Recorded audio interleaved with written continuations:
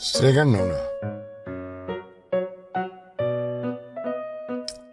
Strega Nona, an original tale written and illustrated by Tommy DePaula. In a town in Calabria, a long time ago, there lived an old lady called Strega Nona, which meant Grandma Witch. Although the people in town talked about her in whispers, they all went to see her if they had troubles, even the priests and the sisters of the convent, because Strega Nona did have a magic touch. She could cure a headache with oil and water and a hairpin. She made special potions for the girls who wanted husbands, and she was very good at getting rid of warts. But Strega Nona was getting old, and she needed someone to help her keep her little house and garden, so she put up a sign in the town square. And Big Anthony, who didn't pay attention, went to see her. "Anthony," said Strega Nona, "you must sweep the house and wash the dishes. You must weed the garden and pick the vegetables.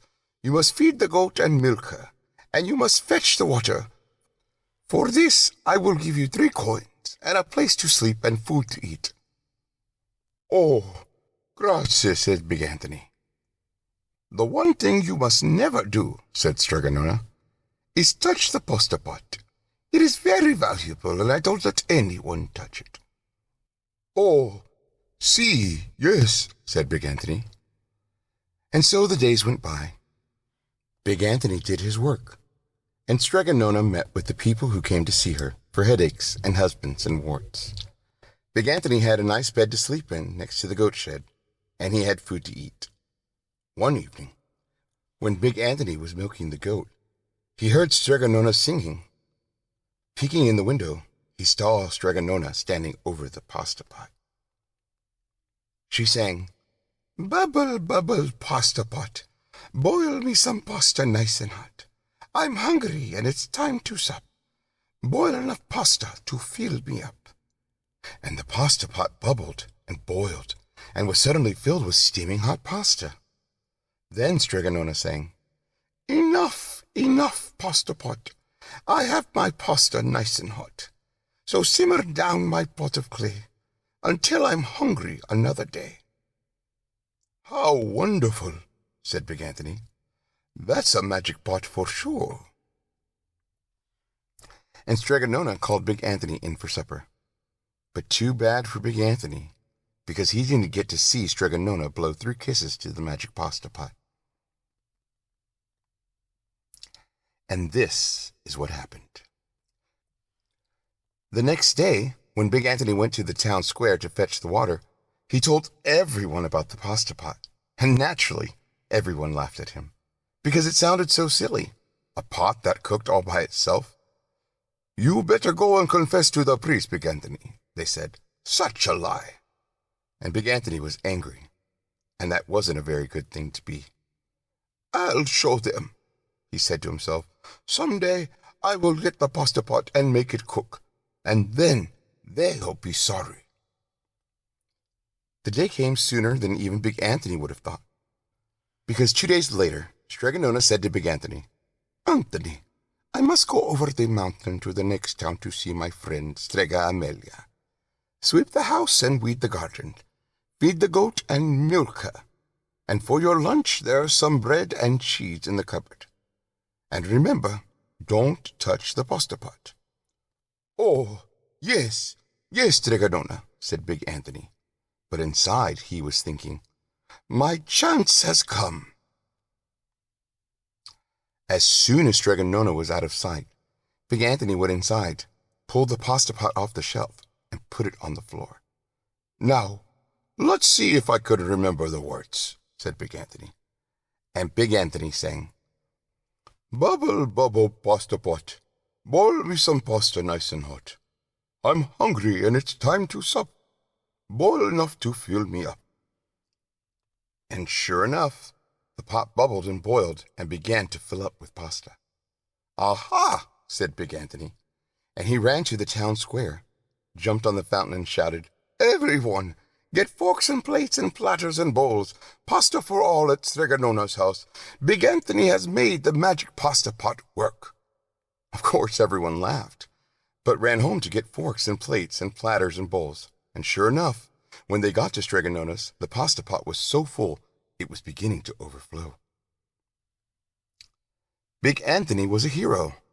He scooped out pasta and filled the plates and platters and bowls. There was more than enough for all the townspeople, including the priest and the sisters from the convent.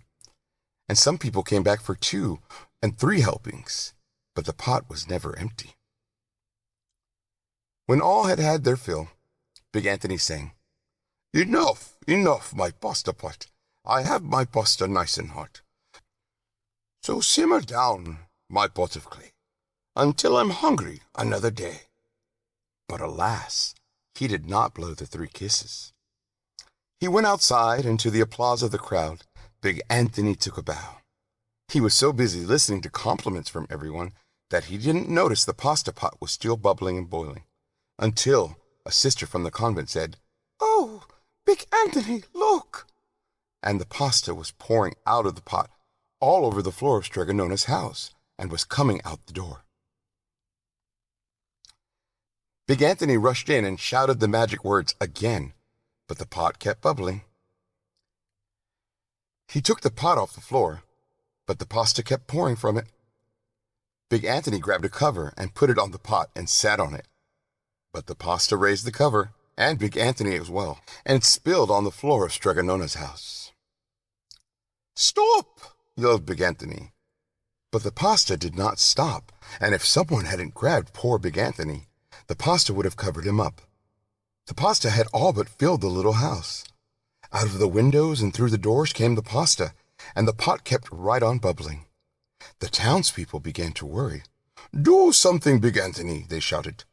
Big Anthony sang the magic song again, but without the 3 kisses, it did no good.